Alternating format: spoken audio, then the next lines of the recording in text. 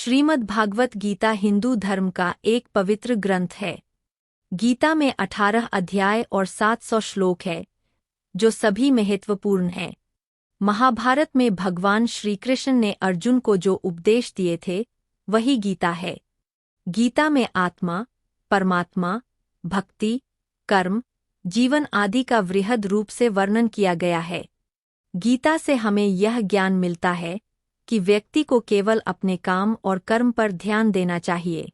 साथ ही कर्म करते समय इस बात का ध्यान रखना चाहिए कि हम जो भी कर्म कर रहे हैं, उसका फल भी हमें निश्चित ही प्राप्त होगा।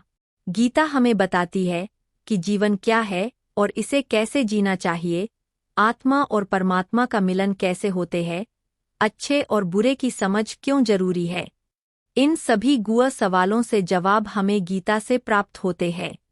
लेकिन सवाल यह है कि गीता का पूर्णत ज्ञान कैसे प्राप्त किया जा सकता है और इसके लिए इसे कितनी बार पढ़ना चाहिए।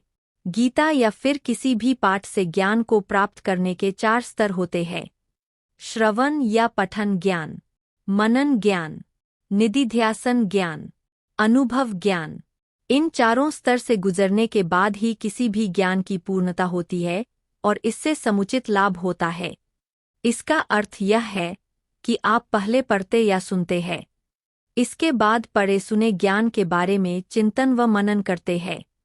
यदि वह आपको ठीक और उपयोगी लगती है, तब उसका अभ्यास कर उसे अपने जीवन में उतारते हैं और आखिर में उस ज्ञान का प्रतिफल आपको मिलता है।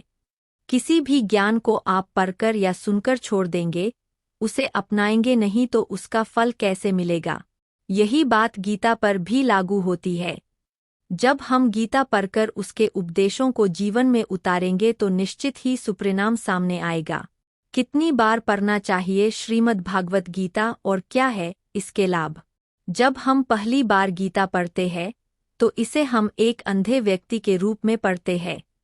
यानी हमें केवल इतना ही समझ पाते हैं कि कौन किसके पिता, कौन किसकी बहन और कौन किसका भाई है। पहली बार गीता पढ़ने पर इससे ज्यादा कुछ समझ में नहीं आता। जब हम दूसरी बार गीता पढ़ते हैं, तो मन में कुछ सवाल जागृत होंगे कि ऐसा क्यों किया गया या वैसा क्यों हुआ। जब हम तीसरी बार गीता पढ़ेंगे तो इसके अर्थ को समझने लगेंगे। हालांकि हर व्यक्ति को इसका अर्थ अपने तरीके से ही समझ आएगा। जब चौथी बार हम गीता पढ़ेंगे तो हर एक पात्र से जुड़ी भावनाओं को समझ पाएंगे, जैसे अर्जुन के मन में या दुर्योधन के मन में क्या चल रहा है। पांचवी बार गीता को पढ़ने से पूरा कुरुक्षेत्र हमारे मन में खड़ा हो जाता है और हमारे मन में अलग अलग कल्पनाएं होती है।